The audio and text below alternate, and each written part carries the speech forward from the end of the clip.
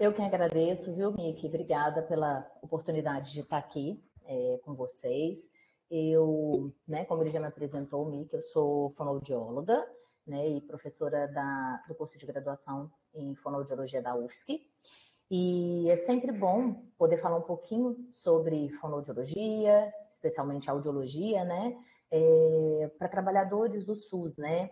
Eu acho que a fonoaudiologia a gente tem tentado caminhar bastante numa inserção dentro dos serviços de saúde, né, dentro do SUS. Em Santa Catarina, especialmente em Florianópolis, nós temos apenas 5 fonoaudiólogas, né, dentro da rede, o que inviabiliza bastante o nosso trabalho dentro da atenção básica. A gente tem apenas na atenção especializada, né? Então, dentro das policlínicas, a gente tem dentro dos distritos, as 5 fonoaudiólogas distribuídas, mas isso acaba limitando um pouquinho nossas ações, porque a gente acaba pegando já a parte de reabilitação, né? Então, essa proposta de falar um pouquinho sobre a saúde auditiva para os trabalhadores profissionais inseridos na atenção básica veio num momento muito importante, né? Enquanto professora também da área de saúde pública, eu estou em Santa Catarina desde 2013 e tenho tentado inserção mesmo da fono na atenção básica, então não tem sido um caminho muito fácil, e por isso que eu acho que essas ações de capacitação dentro do telesaúde foi uma das possibilidades, né, têm sido tão importantes, porque eu acho que a gente poder falar um pouquinho mais sobre a saúde auditiva e empoderar os profissionais é o nosso principal objetivo, né, para a gente conseguir fazer não só reabilitação, mas fazer mais prevenção, né, fazer mais promoção da saúde. Então, vamos lá, né? Eu vou tentar falar um pouquinho sobre saúde auditiva e atenção básica em Santa Catarina. E, para iniciar nossa fala, eu vou falar rapidamente sobre o sistema auditivo, né? Por que eu acho importante a gente falar sobre o sistema auditivo? Porque o sentido da audição, né, ele é um sentido muito peculiar quando se trata da gente repensar um pouco do processo de reabilitação, tá? Então, a gente tem como órgão responsável pela audição a orelha, né? Ou o ouvido. Hoje em dia, cientificamente, começou a se falar mais em orelha. Então, aqui nessa imagem, a gente consegue ver as porções que, anatomicamente, a gente divide a orelha, né? Então, a gente tem nessa porção que a gente chama de uma porção mais periférica, né? Onde o som vai iniciar o percurso do estímulo sonoro inicia seu percurso.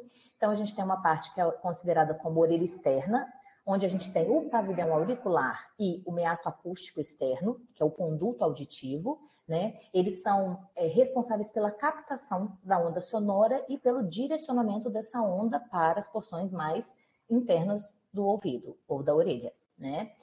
Aí, esse som, então, essa onda sonora vai atingir a membrana timpânica, conhecida também como tímpano, e a partir daí a gente tem a orelha média, que vai ser, então, composta por essa cavidade dentro do osso temporal do nosso crânio.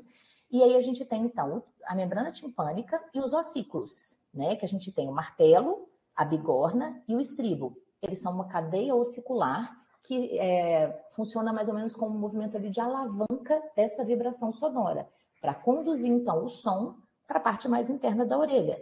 Tá? Então, essa terceira parte, que é a parte mais interna da orelha, é aqui onde a gente tem esse órgão em caracol, que é a cóclea, e o vestíbulo com os canais semicirculares, onde nessa área aqui a gente tem também uma porção responsável pelo equilíbrio, né? Então, além da função da audição, o sistema auditivo também tem uma associação com o sistema vestibular responsável pelo equilíbrio.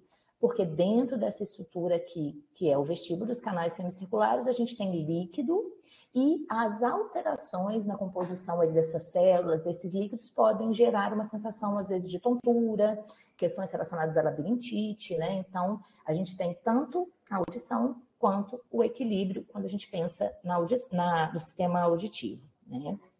Então, basicamente, quando o som atinge a nossa orelha, né, ele é uma onda mecânica.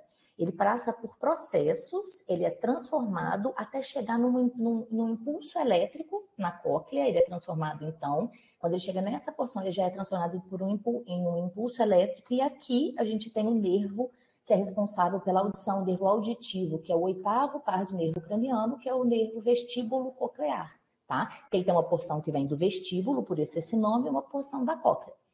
Quando, então, esse som veio como uma onda, vibrou a membrana, passou pelos ossículos e foi para a orelha interna, ele vai passando por fenômenos físicos até se tornar um impulso elétrico e ser conduzido, então, enquanto impulso para uma outra porção do sistema auditivo, que é o sistema auditivo central. Então, por que é importante a gente ver toda essa estrutura da orelha interna? Para a gente entender por quê. Às vezes, uma criança que tem uma síndrome nasce sem o pavilhão auricular ou nasce com o conduto auditivo fechado, né? A gente não tem o meato acústico aberto. Por que eles têm um prejuízo? Porque eu vou ter um prejuízo na captação desse estímulo sonoro.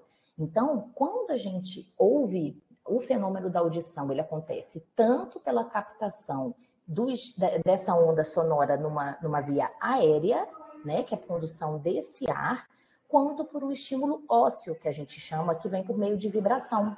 Então, a vibração do osso temporal também é responsável pela nossa audição. Então, quando uma criança, né, uma pessoa tem alguma síndrome, né, um indivíduo tem uma síndrome, tem algum comprometimento nessa parte externa, ele também vai ter um prejuízo na energia sonora que vai chegar para a orelha interna. Da mesma forma, uma lesão timpânica, né, um rompimento da membrana, ou qualquer alteração que aconteça nessa área, ou alguma doença que interfira, né? A gente tem a doença, por exemplo, de Meniere, que é a otosclerose, doença de Meniere, doenças que podem atingir a orelha média, as otites, né? A gente vê aqui que a orelha média, ela é o quê? Um espaço oco. Quando a gente tem secreção nessa área, o que pode acontecer é prejuízo também na condução desse som. Então, todas as etapas desse sistema periférico, por onde o som vai ser conduzido, são essenciais para a gente ter uma audição que a gente considera dentro do padrão de normalidade.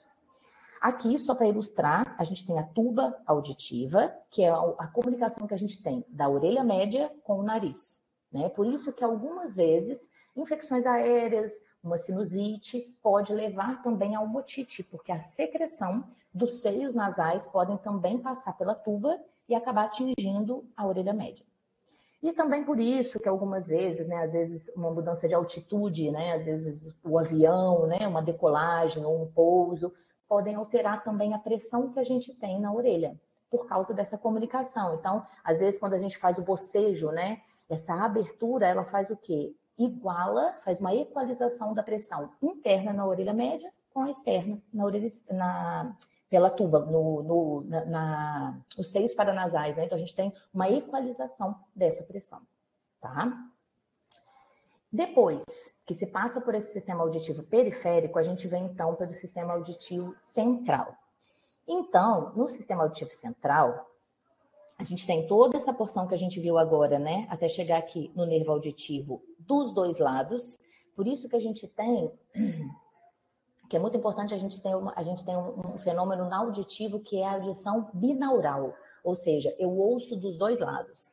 E quando uma pessoa tem uma perda unilateral, ela vai ter um prejuízo na compreensão. Por quê? Eu preciso do fenômeno da lateralização sonora, até mesmo como um sistema de alerta e perigo, né? Saber de onde o ruído vem para poder me defender, saber de onde o ruído vem para poder me comunicar melhor. Então, a integridade das vias periféricas e centrais do sistema auditivo é essencial, essa integridade, para que a gente garanta a habilidade de localização sonora. Então, aqui, eu não vou entrar nisso, mas para vocês terem uma ideia, né, a gente tem depois do nervo auditivo, a gente entra por toda a parte do córtex cerebral, toda a parte interna mesmo do cérebro. A gente tem uma lateralização das vias. Então, por exemplo, aqui na orelha esquerda, né, na audiologia, nos exames auditivos, a gente tem uma questão padronizada que o lado esquerdo a gente usa a cor azul e o lado direito a gente usa a cor vermelha. Então, por que essa lateralização é tão importante? Porque a gente tem um cruzamento dessas vias, né? A gente tem, por exemplo, o som que vem do ouvido esquerdo, uma parte dele cruza, né? E vai ser decodificado no lobo temporal direito. Da mesma forma, o estímulo que vem pelo nervo auditivo do lado direito, ele vai, então, cruzar, essas fibras vão cruzar e ter então, uma lateralização e o processamento também dos estímulos que chegaram pela orelha direita podem ocorrer na orelha, no lóbulo esquerdo do cérebro. Então, na parte central, eu tenho a decodificação do sinal e é onde acontece o processamento da informação. Por isso que quando eu iniciei, eu falei que a gente tem um sistema peculiar. Isso é importante a gente dizer quando a gente fala de reabilitação, de saúde auditiva, por quê? Porque a reabilitação da audição, ela não significa apenas colocar aparelhos auditivos, né? Adaptar aparelhos auditivos. A gente necessita de trabalhar habilidades auditivas que muitas vezes foram perdidas pela privação sensorial. Então, mais para frente eu vou falar um pouquinho disso, o quanto ele é peculiar por isso, porque a gente tem um processamento dessa informação em nível cerebral. Para isso, eu preciso garantir fenômenos como atenção, memória, discriminação. Então, por isso que é um pouco diferente, por exemplo, de uma adaptação de um óculos, de uma prótese, de locomoção, né? Então, o sentido da audição, a gente necessita do processamento auditivo central, que a gente chama, né? Então, por isso que, às vezes, a gente tem uma dificuldade quando se trata da inserção ou adaptação dos aparelhos auditivos. Então, aqui só para ilustrar, o exame que a gente usa para fazer um diagnóstico auditivo, para ver os níveis de audição que uma pessoa escuta, é chamado de audiograma, né? A gente faz o exame da audiometria. Então, aqui nesse quadrado a gente tem, então, um exemplo, né, de uma audiometria, onde nessa parte aqui de cima, na linha, né, daqui de cima, a gente tem as frequências, e aqui a gente tem a intensidade em decibel. Geralmente se considera que uma pessoa está ouvindo dentro dos limiares considerados do padrão normal até 25 decibel. Qualquer perda, né, que faça com que a pessoa tenha um limiar rebaixado desses 25, eu vou ter prejuízos na percepção da fala, na escuta de sons, né? Então, esse audiograma, ele mostra um pouquinho. Aqui, a gente tem nessa parte mais cinza, a gente tem o que a gente chama de banana da fala, que é para ilustrar que nessa área é onde se concentram a maioria dos sons da fala. Né? Então, a gente tem vários fonemas aqui, né? Então, a gente tem nessa área vários fonemas que são importantes para a compreensão da fala. E, ao mesmo tempo, a gente tem aqui, ó, algumas, por exemplo, barulho. Olha como o barulho do caminhão é muito mais perceptível do que a fala. O barulho de uma música, né, num show, telefone, moto, helicóptero, isso tudo, às vezes, a pessoa que tem deficiência auditiva, ela vai ouvir, né? Ela tem que ter uma perda que chega lá a 80, que a gente considera severa, profunda. Então, muitas vezes, a adaptação é difícil, porque isso tudo aqui ainda é escutado, mas o que eu queria mesmo numa conversação de reconhecer os sons está prejudicado. Então, eu não consigo fazer com que esse aparelho fique de uma forma onde eu consiga manter a minha discriminação e manter uma conversação e uma socialização. Tá? E aí, eu queria falar um pouquinho sobre a diferença que a gente tem, né? A gente tem alguns termos, em português principalmente, esses termos é mais difícil da gente conceituar. No inglês, a gente tem um pouco mais de termos que a gente não tem nem muita tradução ainda para o português. O que a gente fala muito aqui, tem controvérsias de deficiência auditiva ser a mesma coisa que surdez, tá? Há controvérsias com relação a isso, porém, a deficiência auditiva, a gente considera geralmente uma perda mais congênita, a pessoa nasceu, né, uma criança nasceu com essa perda, uma deficiência mais profunda, que se assemelha mais a um padrão de surdez. O padrão de surdez, ele muitas vezes envolve o conhecimento da Libras, né, que é a língua brasileira de sinais. Então, a gente tem uma comunidade surda que muitas vezes opta por falar apenas pela língua brasileira de sinais. E a gente tem a perda auditiva, que muitas vezes é uma perda leve, né, que pode acontecer em qualquer idade e especialmente acomete a população idosa. é mais ou menos fisiológico que ocorra na orelha interna, lá onde a gente viu aquele órgãozinho em caracol, a cóclea, lá tem células ciliadas que se deterioram com a idade. Então, eu perco células responsáveis pela decodificação do estímulo sonoro. Então, é fisiológico que se tenha uma perda auditiva com a idade, que é de caráter totalmente individual, pode ser muito pouco em um idoso e muito em um outro, depende muito do que ele também viveu na vida, exposições que ele teve durante a vida, porém, ela não é normal, é necessário que se reabilite essa perda auditiva, para evitar o quê? O isolamento social do idoso. E uma coisa muito importante de se dizer é que a gente não usa o termo surdo-mudo, né? Surdo-mudo é uma ideia do passado. Nenhum surdo é mudo, ele só não aprendeu a falar. Ele tem todo o sistema responsável pela produção da voz, na maioria das vezes, né? O mutismo, a incapacidade de falar, é relacionado mais à prega vocal. Quando eu falo em surdo-mudo, era quando se acreditava que o surdo não falava por alguma questão, mas na verdade ele só não fala porque ele não aprendeu. Se a gente fizer um processo de reabilitação da fala, esse surdo pode falar. Então, a gente não deve usar o termo surdo-mudo, tá? Esse termo não é correto. Então, eu trouxe alguns aspectos aqui. A gente tem Só ver uma coisa aqui. Não. A gente tem dados que foram publicados pela Lancet, né, que é um dos periódicos mais importantes de saúde, que a gente tem de maior impacto.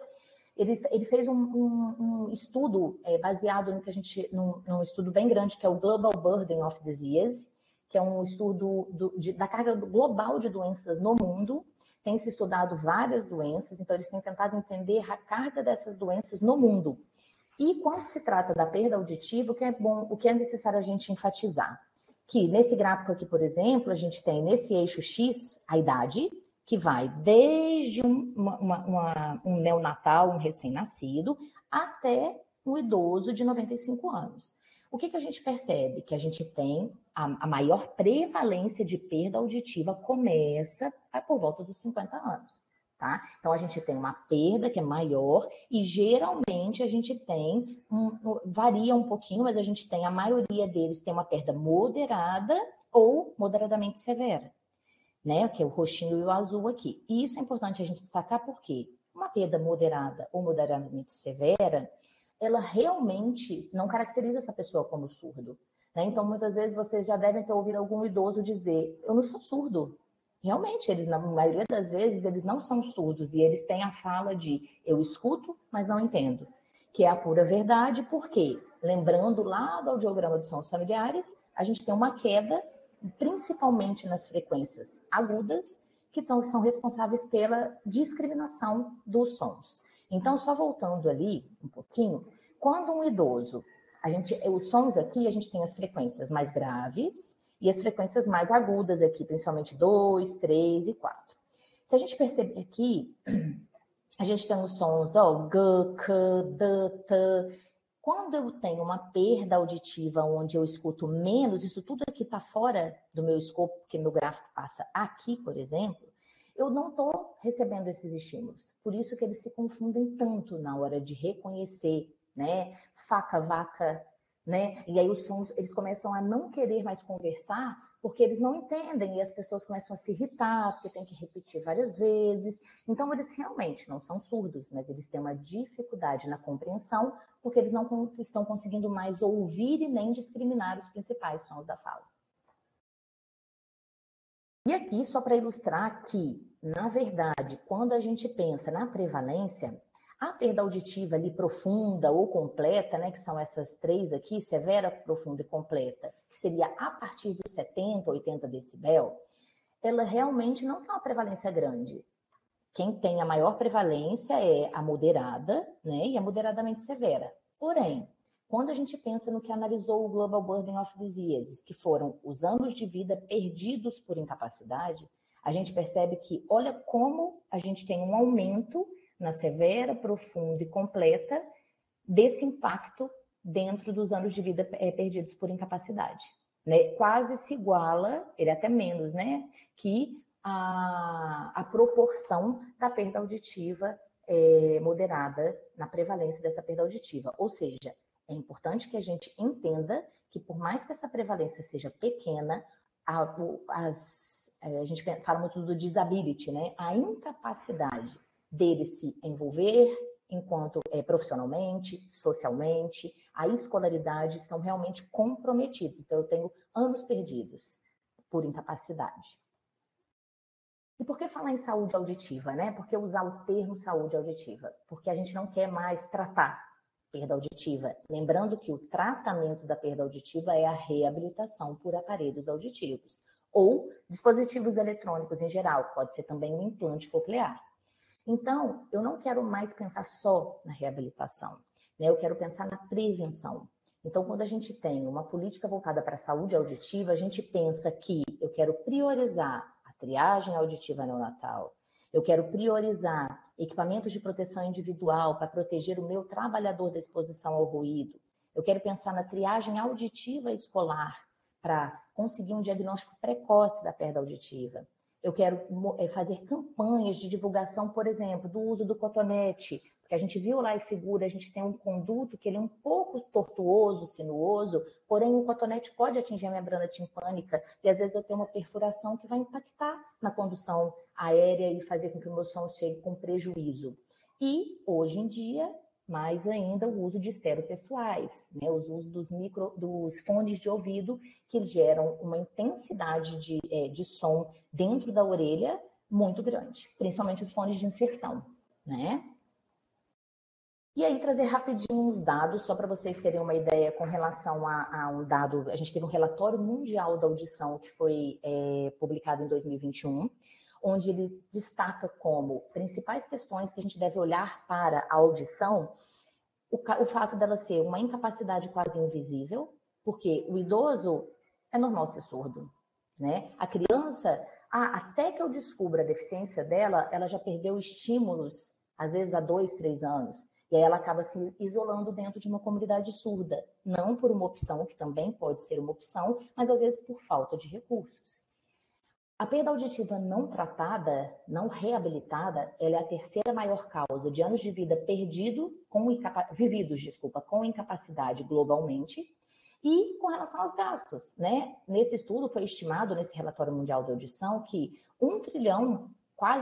aproximadamente $1 trilhão é perdido a cada ano devido ao fracasso coletivo em abordar adequadamente a questão da perda auditiva ou da perda de audição. E aí ele traz fatores, né? Então ele fala um pouquinho sobre a importância da gente analisar a audição no curso da vida. Então pensar fatores genéticos que a gente não consegue modificar, por exemplo, otosclerose, meningite. Aí trabalhadores também a gente tem uma contaminação às vezes de agentes químicos que podem atingir a orelha, o cigarro, o tabagismo, as otites, os medicamentos ototóxicos, muitos antibióticos na infância geram danos no sistema auditivo, então eles são considerados ototóxicos, né? A perda auditiva relacionada com a idade, né? Age related, conforme eu envelheço, eu tenho uma perda de audição, aspectos nutricionais, exposição ao ruído, traumas, né? Às vezes traumas, por exemplo, tiro, a gente tem um trauma acústico, né? Às vezes o som, né, pode gerar um trauma acústico. Tem algumas morbidades perinatais, hiperbilirrubinemia, o baixo peso, a hipóxia. Então, são várias questões associadas a essa perda. E eu tenho questões de fatores protetores, onde eu posso ter um acesso a uma nutrição materna melhor, ter mais uma prevenção à exposição a ruído, questões de higiene, amamentação, né? Então, um estilo de vida mais saudável, a vacinação, né? E uma boa nutrição. Então, são os aspectos responsáveis para, ao longo da vida, eu conseguir manter a minha audição em níveis que são considerados adequados e envelhecer com uma audição melhor, tá? Por isso a saúde auditiva, né? Então, uma coisa que a gente deve ressaltar é que nesse relatório foi destacado que no período pré-natal, uma das coisas mais importantes foram as doenças congênitas, as infecções congênitas. E a gente destaca, né, que no Brasil, essas doenças, como a toxoplasmose, a rubéola, a sífilis, né, a gente teve um aumento muito grande nos últimos anos, né? Então, a gente tem as torches, né, que é a toxoplasmose, rubéola, sífilis, citomegalovírus e o HIV, além do Zika vírus, que aumentaram muito. Então, todas elas são fatores de risco para uma perda auditiva.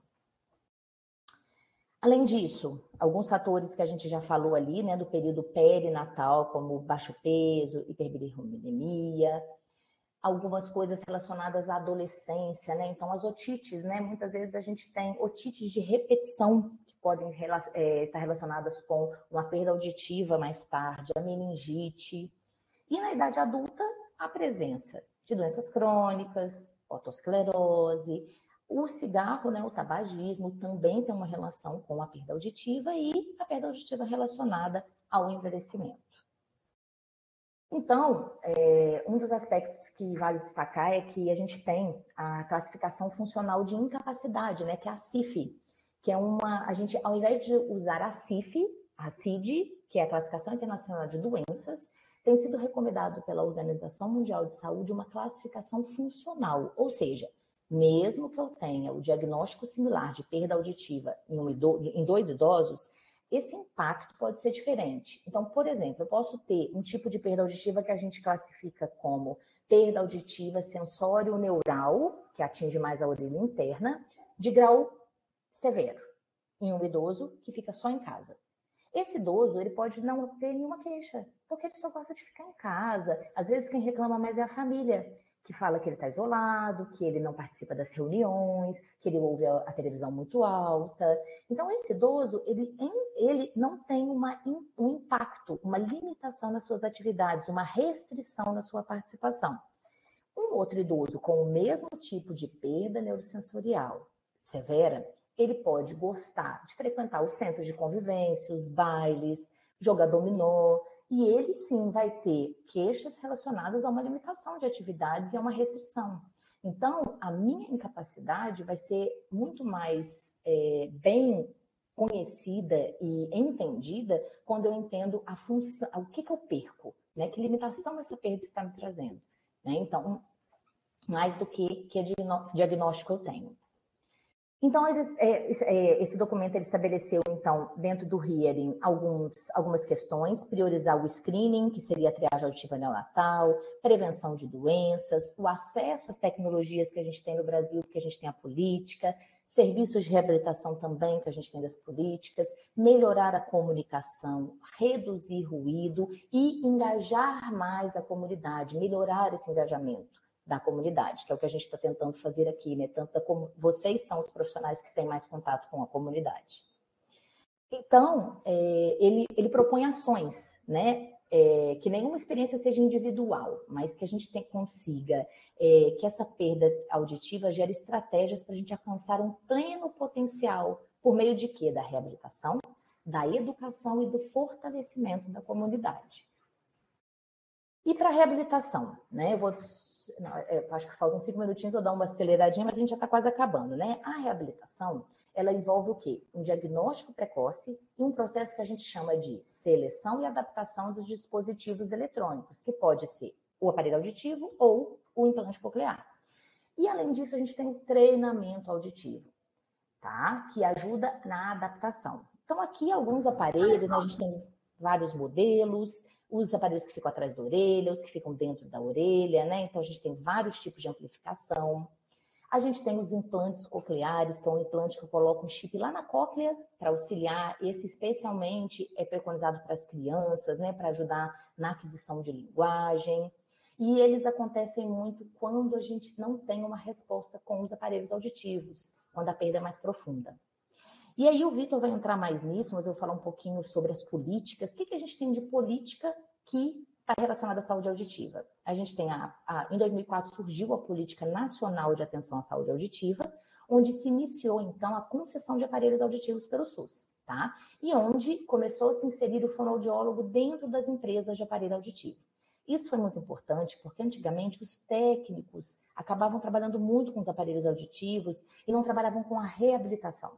E só colocar o aparelho auditivo não é reabilitar. Então, muitos idosos ainda hoje têm a percepção de que o aparelho auditivo só faz barulho, que não é bom, que ninguém gosta, e só fica na gaveta, né? E isso é uma grande questão, por quê? O aparelho auditivo ele é um dispositivo de amplificação, mas ele amplifica sons em geral. Então, às vezes, o idoso já perdeu a memória de alguns sons e quando ele coloca o aparelho, e a gente viu que lá embaixo aqueles sons ainda são mantidos, quando ele vai aumentar a minha voz, ele aumenta também a moto que passou lá fora, ele aumenta o barulho do ar-condicionado. Nós temos a memória e conseguimos captar aquele estímulo e falar: eu quero deixar esse estímulo como figura fundo nesse momento, porque eu quero prestar atenção na fala dessa pessoa. Quando a pessoa perde a audição, ela perde um pouco essa capacidade de reconhecer e designar como figura fundo. Então, tudo é um barulho, tudo é um problema, e eles falam que o aparelho produz barulho. Então, por isso que o treinamento auditivo é tão importante. Logo depois, essa política acabou sendo revogada por causa do Plano Viver Sem Limites, né? Que tentou o quê? Fazer uma inclusão social da pessoa com deficiência. E também as ações foram inseridas dentro da rede de cuidados da pessoa com deficiência, tá? Então, ela tentou ampliar o acesso e qualificar o atendimento dessas pessoas, né? Desses deficientes. O Vitor vai passar um pouquinho para vocês dessa questão aqui da saúde auditiva que vem trazer diagnóstico, tratamento e reabilitação. A gente tem alguns prestadores que ele pode falar também, né? O Instituto Autovida é o nosso serviço ambulatorial dentro de Florianópolis. A gente tem essa associação em Jaraguá, que é uma associação para deficientes auditivos e visuais. Tem uma clínica no Oeste, tem o Centrinho, tem a Univale. Então, tem pontos de atenção dentro da rede. O serviço, ele é estadual, né? Controlado pela Secretaria Estadual de Saúde. Tá? Depois o Vitor vai falar dessa parte aqui com vocês. E só frisando, o que é muito importante vocês, enquanto profissionais da atenção básica? Lembrar, na caderneta, que ficou meio desconfigurado, mas na caderneta a gente tem uma parte sobre a triagem auditiva neonatal, ou o teste da orelhinha. Ele é um teste que a gente chama de teste de screening, né? Ele vai ter um passa-falha, ou seja, é um estímulo que independe da resposta da criança. O sinal, né? A gente tem uma fotinho aqui, né? Esse equipamento ele manda um estímulo que vai automaticamente até uma certa parte do cérebro e a resposta vem automática. O que eu consigo ver com essa resposta? Integridade das vias periféricas e centrais. Muitas vezes pode acontecer do recém-nascido falhar. Isso quer dizer que ele tem perda auditiva? Não, mas isso quer dizer que ele precisa fazer o reteste. Então, enquanto profissional da atenção básica, é muito importante que a gente tenha isso em mente. Olhar a caderneta e entender, será que essa criança passou no teste da orelhinha? Porque às vezes até o líquido amniótico pode fazer uma falha. Mas é importante que ela seja retestada para não acontecer desse diagnóstico ser tardio só quando ela estiver lá na fase da escola, que com 7 anos, 6 anos, a professora começa a perceber que ele não responde, que ele não tem a mesma interação. Ele já perdeu 6 anos de estímulo auditivo para criar memória, discriminação sonora, então a reabilitação é bem mais difícil, tá? Eu acho que o Vitor vai passar um pouquinho também sobre essa questão dentro do Instituto Autovida, do serviço ambulatorial. A gente tem um caminho de encaminhamentos. E lembrando, tá, que a reabilitação auditiva em idosos também é uma coisa muito importante nos dias de hoje, tendo em vista o envelhecimento populacional. O estigma de que é normal não ouvir porque você é velho, você envelheceu, não é correto. A gente tem estratégias de reabilitação para que esse idoso tenha uma reabilitação auditiva e que ele não se isole socialmente. E aí a gente tem um artigo também da Lancet, de 2017, que destacou que o uso de aparelhos auditivos na reabilitação é uma das principais estratégias de prevenção da demência. Está, se eu não me engano, entre os 9 fatores principais de prevenção à demência. Só que ele requer treinamento. Eu preciso treinar memória, para ele saber o que ele ouve. Preciso treinar discriminação. Muitas vezes ele ouve, mas não sabe mais o que ele está ouvindo, porque ele perdeu, ele teve um tempo de privação sensorial. Só também ilustrando, a gente tem algumas ações voltadas para o Novembro Laranja, que junta também o zumbido, que é aquele chiado que eles reclamam muitas vezes no ouvido. Pode ser tanto por exposição a altos níveis de ruído, quanto também pela perda auditiva com envelhecimento. E dei uma aceleradinha aqui no final, que eu vi que eu gastei um pouquinho mais de tempo ali no início, mas espero que tenha sido esclarecedor. Estou aqui se vocês precisarem tirar alguma dúvida e espero ter trazido alguma informação relevante para vocês. Muito obrigada de novo. Muito obrigado pela oportunidade de estar aqui falando sobre um assunto que é muito relevante, né? A professora Karina já destacou muito bem a importância de profissionais da unidade básica saberem sobre a audição, a perda auditiva, a deficiência auditiva, visto que as perdas auditivas estão aumentando muito, né, de prevalência no mundo inteiro, e a população mais jovem de hoje em dia, a gente tem que prevenir bastante, porque a tendência é apresentar um número ainda maior de perda auditiva. Considerando que a gente está muito exposto a músicas, né, em festas, por exemplo, então música muito alta, utiliza fone de ouvido durante muito tempo, exposto a ruído no trabalho também. Então a gente tem que ficar bem antenado nisso, para a gente desenvolver ações de promoção e prevenção de saúde auditiva, né? E também saber quando encaminhar uma pessoa que está com uma suspeita de perda auditiva. Então, pessoal, a professora Karina falou sobre a política de saúde auditiva, né, política nacional, então compreende o território brasileiro inteiro, dá orientações do que se deve fazer, do que se deve olhar para uma pessoa que tenha perda auditiva.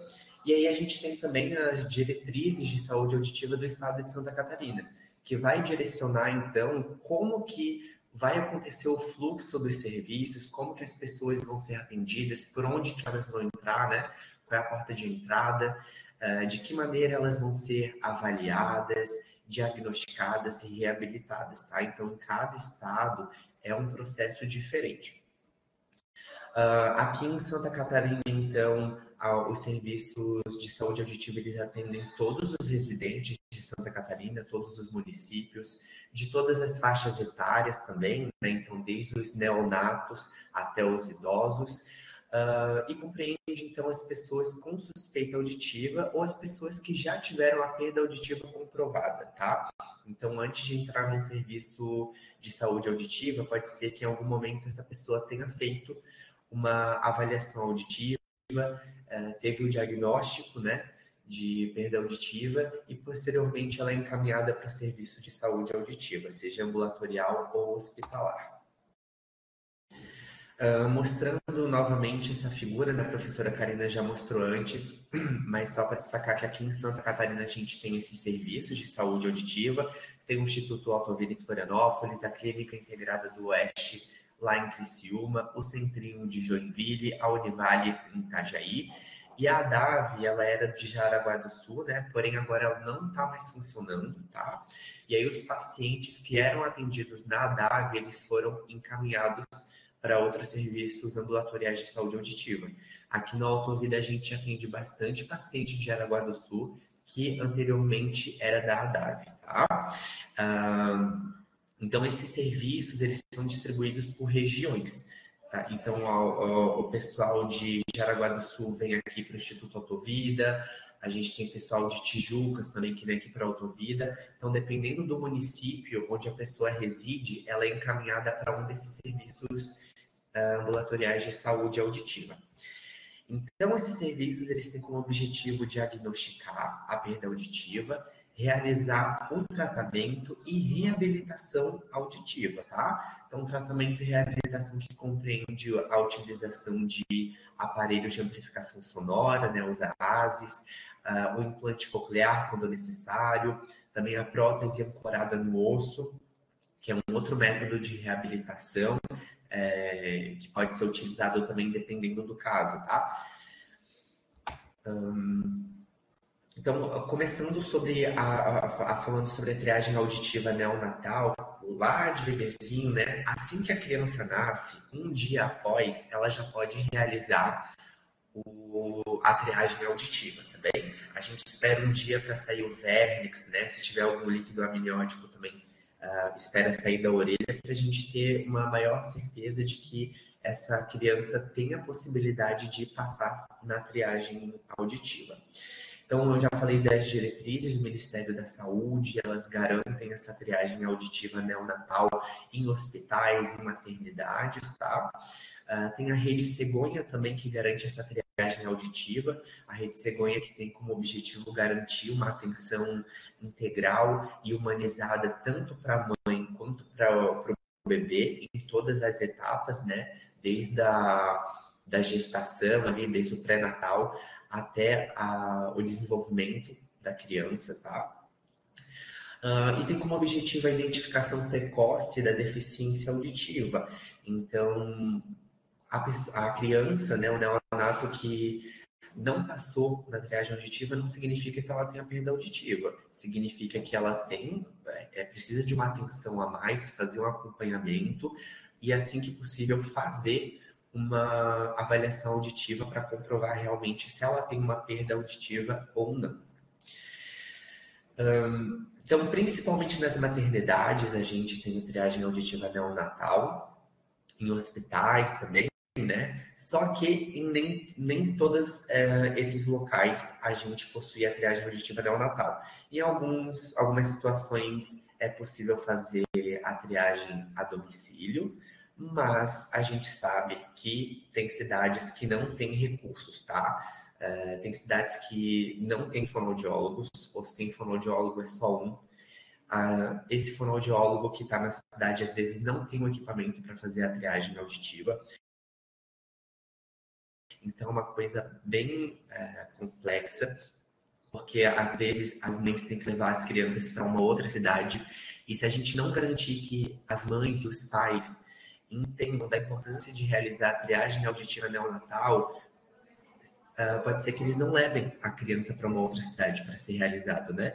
E se essa criança apresentar uma deficiência auditiva, vai demorar muito tempo para eles descobrirem, tá? Então, desde o nascimento, é muito importante todos os profissionais estarem atentos à caderneta de saúde para ver se fez a triagem auditiva, ver se passou, se falhou, se essa mãe, esse pai e essa criança estão fazendo acompanhamento na unidade básica de saúde ou no serviço de saúde auditiva. Então, a gente tem os neonatos com indicação de risco e sem indicação de risco. Sem indicação é quando a criança e a mãe não têm nenhuma doença, né? Às vezes a mãe tem uma doença que pode passar verticalmente, enfim. E com indicação é quando um dos dois apresentam alguma doença que seja de risco para a perda auditiva. Então, aqui está o fluxograma. O fluxograma está com uma imagem de baixa qualidade, tá? Mas eu vou tentar falar aqui para vocês. Então, aqui no início, a gente tem as crianças sem indicação de risco. Se a criança sem indicação de risco faz a triagem auditiva e passa, ela vai para o acompanhamento, principalmente do primeiro ano de vida, tá? Mensalmente, ela tem que fazer o acompanhamento na unidade básica de saúde, tá bom? Se a criança sem indicação de risco falhar na primeira triagem, ela faz o reteste 15 dias depois. Se ainda assim ela falhar na triagem auditiva, que são as emissões otoacústicas que verificam a funcionalidade das células ciliadas lá na cóclea, né, na orelha interna, ela vai fazer a triagem com PEAT, que são os potenciais evocados auditivos de tronco encefálico. O PEAT, ele verifica a via auditiva, né, a nível de sistema nervoso. Então, desde o nervo auditivo até tronco encefálico, para ver se não tem nenhuma alteração de sinapse, se não tem algum tumor, se o nervo está íntegro, enfim, tá? Se a criança passar no PEAT, ela vai para o acompanhamento, tá bom? Se ela falhar, ela vai para o reteste de PEAT. Se passar no reteste de PEAT, ela fica no acompanhamento. Se ela falhar, aí ela vai para um serviço de saúde auditiva realizar a avaliação com o otorrino e a avaliação audiológica também, com a audiometria, tá? Isso, então, que eu falei são as crianças sem risco para perda auditiva. Agora, falando das crianças com risco para perda auditiva, inicialmente, elas já fazem o teste com o PEAT, tá bom? Para verificar toda a via auditiva. Se a criança falhar no PEAT, ela faz o reteste de PEAT. Se ela passar, ela vai para o monitoramento. Então, o ideal é que mensalmente se tenha um equipamento para realizar o monitoramento, o desenvolvimento dessa via auditiva, tá? De todo o mecanismo auditivo, tá bom? Só que nem sempre se tem um equipamento, tá? Na unidade básica. E se a criança passa de primeira no PEAT, ela fica no monitoramento também. Então, o monitoramento é algo que a gente acompanha muito mais de perto, faz os exames de maneira periódica para ver se a criança está evoluindo bem, tá?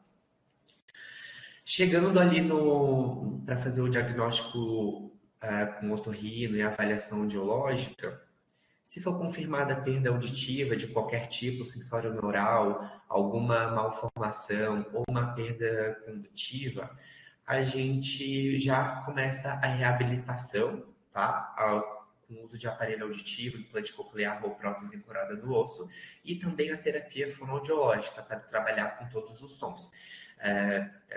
Desde criança, né? Se a criança, desde pequenininha, já está utilizando o aparelho auditivo, implante coclear, ela mesmo assim não vai ter o desenvolvimento normal da linguagem, tá? Muita gente acha que só porque colocou logo depois que nasceu um aparelho auditivo ou implante, vai desenvolver normal, mas não vai, tá? Essa criança ainda apresenta um pouquinho de perda e a terapia fonoaudiológica vai garantir que todas as habilidades linguísticas, comunicacionais e sociais e auditivas também sejam desenvolvidas da melhor maneira possível, tá?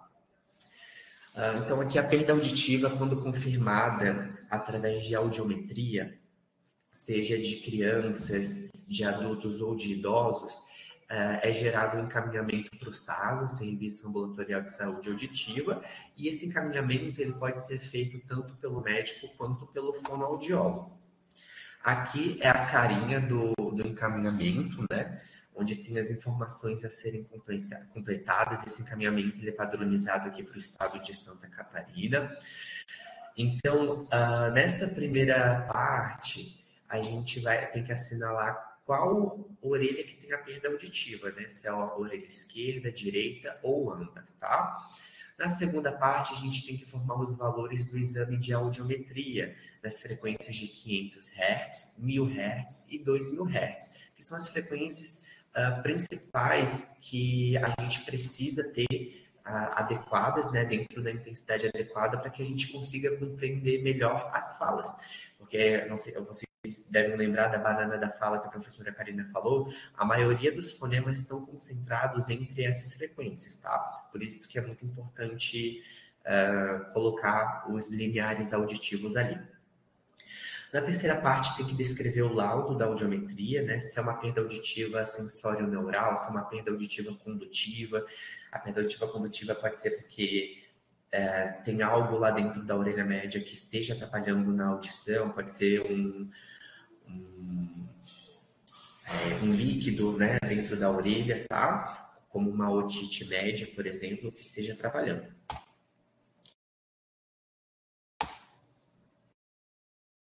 Na quinta parte, o médico otorrino ou o fono indica um prejuízo social da deficiência auditiva, né? Se essa pessoa ela está se isolando mais, se ela está apresentando sinais de depressão, de ansiedade, de estresse, se a criança ou adolescente não está conseguindo aprender de maneira adequada na escola, se está indo muito mal, né? Se não está desenvolvendo as habilidades linguísticas, tá? E na sexta parte, as informações complementares. Se teve meningite, AVC, se é estudante, então a gente classifica o estudante como prioritário, né? Para que eles consigam desenvolver o aprendizado. Se teve traumatismo crânioencefálico, se é aposentado, tá? Então, aqui é um exemplo, né? Aqui em cima é um audiograma, a gente tem aqui a orelha direita e a orelha esquerda. Então, eles verificam, o médico e o fono verificam quais são os limiares do audiograma e passam aqui para o encaminhamento. Então, aqui em 500 Hz, a pessoa apresentou um limiar de 20 decibéis e coloca aqui, então, no encaminhamento 20 decibéis. 1000 Hz, 15 dB. Aqui, a mesma coisa, 15 dB. E 2000 15 dB também. E aí coloca aqui no encaminhamento, tá? Então, como que vai acontecer, né, a entrada do indivíduo no serviço ambulatorial? Ele deve fazer uma avaliação auditiva antes, tá? Faz uma avaliação auditiva em alguma clínica, às vezes particular, ou uma clínica pública, né, uma policlínica. Aqui em Florianópolis a gente tem a clínica Escola de Fonoaudiologia, que faz audiometria também, para que seja constatada a perda auditiva. Após, o fonoaudiólogo ou médico vai fazer o encaminhamento, que foi esse que eu mandei, vai entregar para o indivíduo e o indivíduo vai levar a audiometria e o encaminhamento para a Secretaria Municipal de Saúde do seu município. Tá? E também vai levar esses exames adicionais, cópia do RG e CPF, cartão nacional de saúde, comprovante de residência, o último exame de audiometria e também atestado de matrícula para aqueles que estudam. E aí, a Secretaria Municipal de Saúde vai solicitar o agendamento no CISREG para avaliação de diagnóstico de deficiência auditiva, informando os dados observados no encaminhamento. Então, aqui é a carinha do CISREG, tá? Eles colocam, então, o município regulador, a Secretaria Municipal, né, para colocar o município regulador e as observações. Nas observações, vou colocar se tem perda auditiva na orelha direita ou esquerda, quais são os limiares, qual foi o laudo e também as informações adicionais que são necessárias. Após ser inserido na fila de espera, o regulador ele vai colocar a pessoa na fila de acordo com a classificação de risco, tá? Então a gente tem essas classificações, né? A vermelha, amarela, verde e azul. A vermelha, então, sendo a prioritária e assim segue em ordem. Então eu vou ler um pouquinho aqui para vocês verificarem quais são as prioritárias, né, e as não prioritárias. Então, quando a perda auditiva é por quadro de meningite há menos de 6 meses, a perda auditiva súbita como sequela de quadro infeccioso, que possa levar a um processo degenerativo da fala, essa pessoa, ela está como prioritária, tá? Na fila de espera.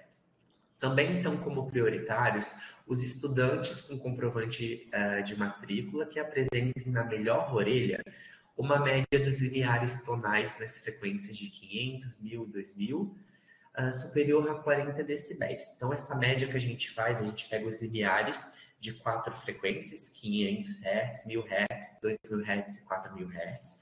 A gente soma os limiares, divide por 4 e aí a gente tem a média, tá? Essa média a gente utiliza para fazer a classificação do grau da perda auditiva. Se é uma perda auditiva leve, moderada, moderadamente severa, severa, profunda ou completa.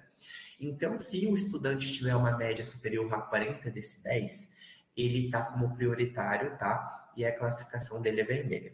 Já a classificação amarela são usuários a partir de 15 anos até 65 anos, que apresentem na melhor orelha uma média de 40 decibéis.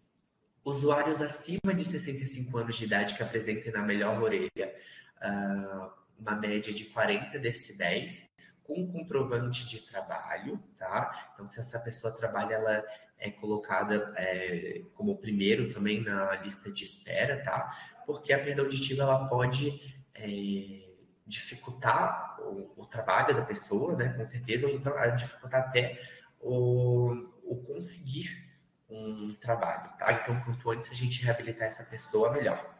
E também a reposição por orçamento ou boletim de ocorrência. As pessoas que estão no serviço ambulatorial que já receberam aparelho auditivo, às vezes pode acontecer de quebrar o aparelho e aí o custo ser muito elevado, né? Ou uma perda ou roubo do aparelho auditivo. E aí essa pessoa tem que fazer um boletim de ocorrência, levar para a Secretaria Municipal e aí eles são inseridos na fila novamente, tá? Em verde, a gente tem os adultos que apresentam na melhor orelha uma média de 40 decibéis e também aposentados, tá? E aí o azul são bastante situações, né? Mas basicamente são as situações onde a pessoa não teria, não preencheria o critério de receber o aparelho auditivo com urgência, mas tem uma justificativa que a pessoa precisa utilizar aquele aparelho, né? Eu vou dar um exemplo a pessoas que têm uma perda auditiva unilateral. Então, a pessoa tem a audição normal de um lado, mas na outra orelha ela tem algum grau de perda auditiva. Essas pessoas não estão num caso de emergência, tá? E isso é discutido entre fonoaudiólogos e otorrinos, bem estudados nessa área, que fazem as reuniões e definem esses critérios, tá bom? Falando da reposição de aparelho auditivo, todo usuário ele tem a reposição se quebrar o aparelho e o valor do conserto ele ser acima de R$ 315. Então, assim, se o aparelho estragar, alguma peça parar de funcionar, faz o orçamento em alguma assistência técnica. Se esse valor for abaixo de 315, o usuário tem que custear essa assistência, tá? Se o valor for acima de 315, o usuário faz o orçamento, pega esse orçamento da assistência técnica, leva na Secretaria Municipal de Saúde e entra na fila de novo para receber um novo aparelho, tá bom? Ou então, se a pessoa perdeu ou teve o aparelho roubado, vai fazer um boletim de ocorrência, vai pegar o boletim, leva também na Secretaria Municipal de Saúde e tem direito à reposição do aparelho auditivo, tá? Recebe um aparelho novo. Então, a Secretaria Municipal de Saúde vai fazer o agendamento no CISREG, também nesses casos de orçamento, né? Coloca a data que foi realizado o orçamento, coloca o valor do orçamento também, né? Se é uma reposição por BO ou por orçamento, o número de série dos aparelhos que foram perdidos e também o valor para arrumar, né? Que a assistência técnica passou para arrumar o aparelho. Esse aqui é um fluxograma do serviço de atenção à saúde auditiva. Então, o usuário ele tem que pegar todos os documentos que estão aqui, levar na Secretaria Municipal de Saúde. O gestor do SASA, ele vai fazer a classificação de risco, que foi aquela que eu mostrei para vocês, né, das cores, e vai fazer o agendamento no CISEC. E aí, a Secretaria Municipal de Saúde que liga para o paciente, afirmando a data e o horário da primeira consulta no sistema ambulatorial de saúde auditivo, tá? Bom, eu vou falar sobre o serviço ambulatorial, que é o Instituto Otovida, o Instituto Referência aqui em saúde, aqui em Santa Catarina, né, em saúde auditiva. A gente atende diversos pacientes em Santa Catarina inteira, né? É um serviço que foi fundado no ano de 2000, foi a primeira clínica a ser credenciada pelo SUS para realização de diagnóstico, adaptação de aparelhos auditivos e reabilitação aqui no estado de Santa Catarina, tá? A gente conta com o setor administrativo, né? Ele faz o controle e confirmação dos agendamentos, faz análise de documentos também dos pacientes, realiza o atendimento de recepção, auditoria e controladoria, e também faz a cobrança, digitação e faturamento dos procedimentos que a gente realiza aqui no Instituto Otovida. Então, essa daqui é a ficha de avaliação inicial do otorrino, tá? Ele seleciona se o usuário ele é candidato ao uso de AASE, né, que são os aparelhos auditivos, se necessita de acompanhamento periódico, se é um provável candidato ao uso do implante coclear, e para utilizar o implante coclear tem diversos critérios também, tá? Se é um provável candidato ao uso de prótese auditiva ancorada no osso e também sistema FM. Então, a prótese auditiva ancorada no osso, ele é um vibrador que fica nessa região aqui do osso da mastoide e ele vibra, né? Então, quando o som chega ali nessa prótese, ele vai vibrar e ele passa o som por condução óssea. As situações que uma pessoa precisa de prótese auditiva ancorada são em casos que o indivíduo nasce sem o pavilhão auricular, então o som não pode entrar diretamente aqui pelo meato, né? E aí a possibilidade de audição, então, seria um vibrador aqui que passa som por via óssea, né? Então, literalmente vibra o crânio, chegando até na orelha interna, e aí da orelha interna vai para o nervo auditivo até chegar no cérebro, tá? E é claro que para a pessoa utilizar a prótese ancorada no osso, tem que ter a orelha interna íntegra também, as células ciliares funcionando, tá?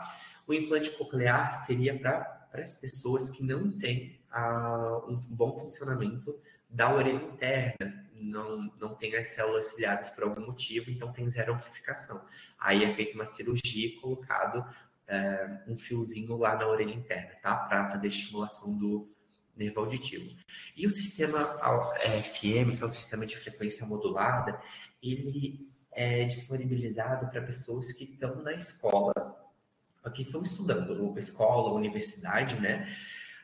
E que estão em uso de aparelho auditivo também. Então, a pessoa utiliza o aparelho auditivo, conecta o sistema FM, que é uma caixinha que fica pendurada, né, na pessoa, e também vai ter um microfone conectado no professor. Então, o professor lá da frente, ele consegue falar numa intensidade ou num volume normal, porque o microfone vai passar de uma maneira sem fio para o sistema FM da pessoa que tem perda auditiva, tá? Então é bem bacana isso, para que aquela pessoa não precise ficar sentada na frente o tempo todo, também faz com que tenha uma diminuição do ruído, garante mais o entendimento da pessoa com perda auditiva, tá?